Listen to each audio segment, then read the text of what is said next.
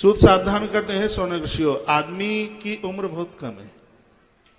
कुछ समय सोने में निकल गया, कुछ समय कमाने में निकल गया, और उसका कुछ समय संसार के भरण पोषण में निकल गया है, और ईश्वर का स्मरण अच्छे कामों में उसने अपने आप को खपाया नहीं।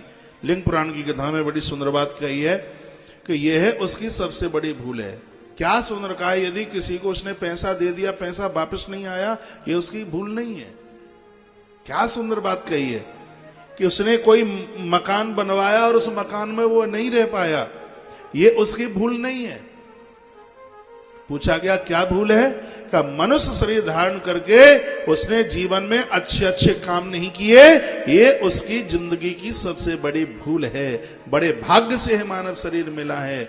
इस मनुष्य शरीर से दैवीय कार्य हमें और आपको करने चाहिए। और मैं इस पवित्र व्यासपीठ से निवेदन कर रहा हूं, परहित परमार्थ की बात जिनके अंदर होती है, उनका अंतिम संस्कार करने के लिए भगवान आते हैं, भले ही कौन से रूप में क्यों न चल के आए।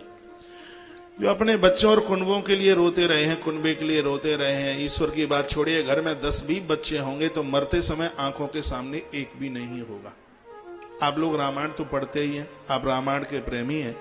रामायण में दो पहलू ऐसे हैं जिसके यहां स्वयं भगवान चल के आया। ईश्वर ने अपने बाप की अर्थी में आग नहीं लगाई, क्योंकि ये पिता अपनी औलाद के लिए रोता रहा, महाराज दशरथ। राम जी ने अंतिम संस्कार नहीं किया। राम कहते हैं मेरे हाथों से अंतिम संस्कार उसका होगा जो एक दूसरी नारी के रक्षा के लिए, उसके सम्मान को बचाने के लिए जो जटायु अपनी कुर्बानी देके जाता है, राम अपने हाथों से उसका अंतिम संस्कार करता है। ऐसा जीवन जिए। यहां बड़ी सुंदर बात कही, जो मैंने पूर्व में भी कई कथाओं में ये बात बोली है कि व्यक्ति के जन्म लेने में 9 महीने लगते हैं, तो मरने में वो 1 मिनट में नहीं मर जाता, उसके मरने में भी कम से कम 6 महीना लगते हैं। वो यहां लिंग पुराण की ये कथा है। मृत्यु की कुछ सूचनाओं का वर्णन किया गया, उसको मरने में 6 महीना लगता है।